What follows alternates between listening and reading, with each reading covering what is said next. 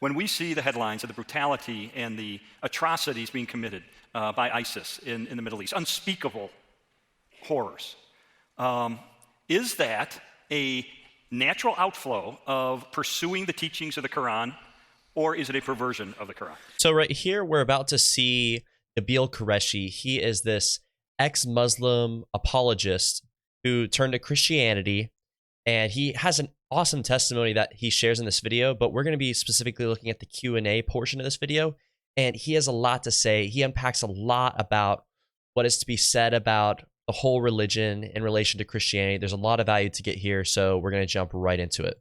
This is a fascinating question. I mean, when you get to the heart of it, how do we define a religion? How do we define a belief system? There's a lot of questions that come up here.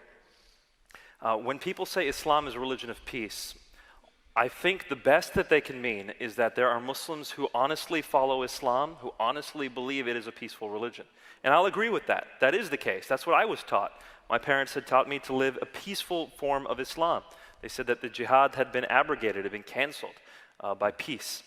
But when you take a look at what Islam is historically, if you define Islam as that religious system which the Muhammad in the pages of history left behind, there's no question that it's violence.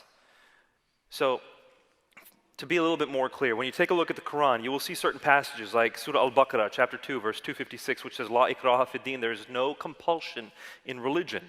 And Muslims will quote this and they will say, look, it says there's no compulsion in religion. Obviously, it's peaceful.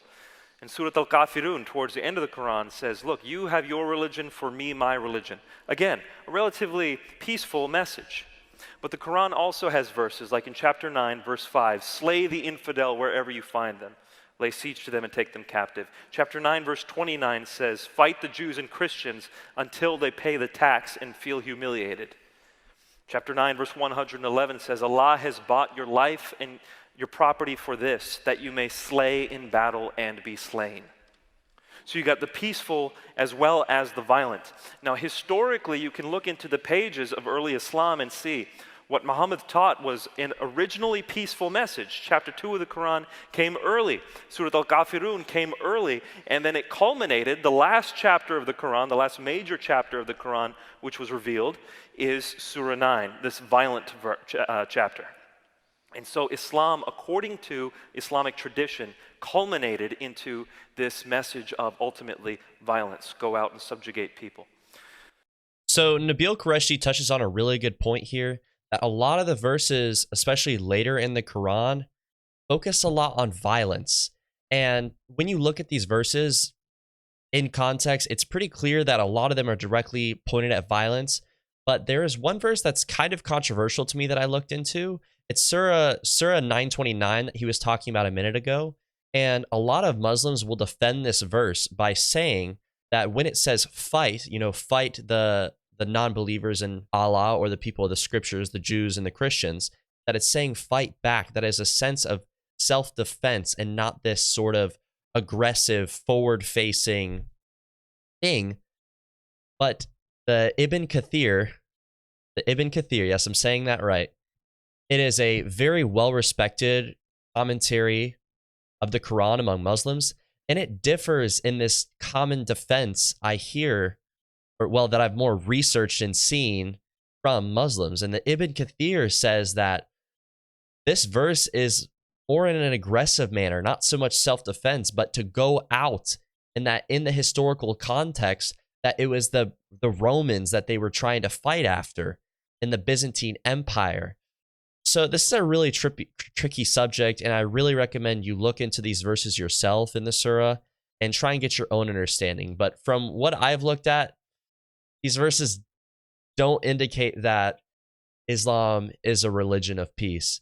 And I have a lot of respect for any Muslims out there. Every Muslim that I've ever met has been a joy to talk to. They've been super respectful. But from what I've seen and what Nabeel is talking about, Islam might not be that religion of peace that so many Muslims advocate for. Let's get back into the video. Many Muslims today don't know that. They honestly haven't learned that. All they've been taught in the mosques is that Islam is a religion of peace. All they've been taught is these peaceful verses. You know, Islam isn't like Protestant Christianity. Protestant Christianity teaches sola scriptura, go to the Bible, exegete it for yourself. Muslims don't do that. They learn the Quran through their imams at the mosque, through their leaders. And so they're only taught these peaceful passages, and so they honestly believe it. So the point I want to get across to you is if you cross paths with someone who says Islam is a religion of peace, they are not lying to you. They honestly believe probably that it is a religion of peace. But you should know that their opinion is contrary to the swaths of centuries of Islamic jurisprudence, which does not teach the same thing. And in fact, the evidence that is there is that Islam can't really be called a religion of peace in virtually any sense. Here's a couple of questions from, or I'll do one at least, from Twitter. This is from a woman named Beth. She says, didn't Caliph Omar start the process of compiling the Quran only a few years after Muhammad's death? Yeah, the compilation of the Quran is very different from the Bible. You know, the Bible is 66 books, 39 Old Testament, 27 New Testament. The Quran is very different. And really, it only began to be compiled, according to the Islamic sources now. I'm not sure how much we can trust the Islamic sources, but according to the Islamic sources, the Quran was compiled not by Muhammad's successor. Well, there was a version compiled by his successor, but the final version was compiled by the third successor. And what he did, if you want evidence, by the way, for this, go to the book of Hadith, which is the book of traditions on Muhammad, that is the most trustworthy, according to Sunni Muslims. It's called Sahih al-Bukhari. Go to volume 6, book 61, and read Hadith number 509 and 510. So 661, 509, 510, it shows you that Uthman was willing to collect all the early Quranic manuscripts. He said, make one version of the Quran, and then burn all the evidence. So that was the way the Quran initially became compiled. There's a great history to that from that point on. And yet the Muslim claim is this is the original revelation given to Muhammad. It's never been changed. Do most Muslims know what you just said? Some do, and some will say that Uthman accurately gathered that which Allah wanted him to gather. Everything that was burned was variant, but that requires faith. That's not an evidence-based position. And there are all kinds of contradictions between those different There versions. were, and this was the stuff that really began to get me, because as a Muslim, I did not know what I'm about to tell you, which is crazy. Muhammad handpicked 4 teachers of the Quran, again, according to Sahih Bukhari. Read book 61 of Sahih Bukhari if you want to know how the Quran was compiled. Of these 4 teachers that he handpicked, 2 of them, one's named Abdullah ibn Mas'ud and the other one's named Ubay ibn Ka'b. These 2 teachers, 2 of the 4 greatest teachers of the Quran, disagreed with today's Quran. Abdullah ibn Mas'ud said there should only be 111 chapters. Ubay ibn Ka'b says there should be 116 chapters. Today's Quran has 114 chapters. So this isn't just minor differences. These are whole chapters that include the canonical differences. And there's so much more to learn.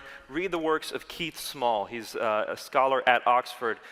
He's a curator of the Quranic manuscripts of the Bodleian Library at Oxford. Keith Small, if you want to learn more about this. I want to go to Wow. There is a lot to unpack here, Nabeel Qureshi.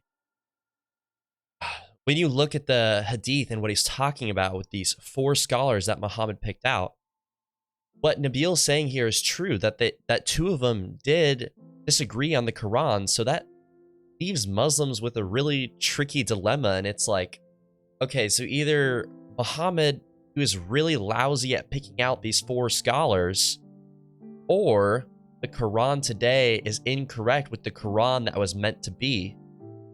So there's a lot of tricky things that Nabeel is shining light on here.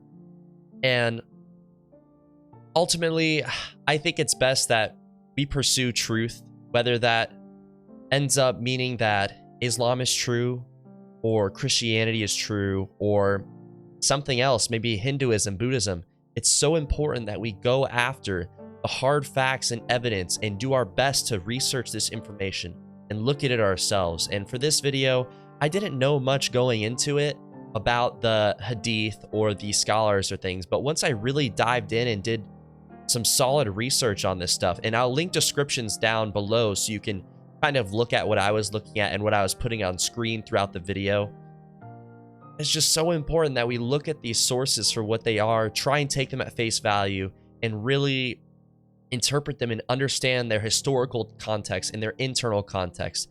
And I encourage you to seek after Jesus and what Jesus does, and look at the internal consistency in the Bible and the historical evidence for the Bible, in Jesus' teaching and how he lived, died, and rose again on that cross. And I encourage you, the first half of this video with Nabeel Qureshi, I didn't show here, but it's his own Christian testimony.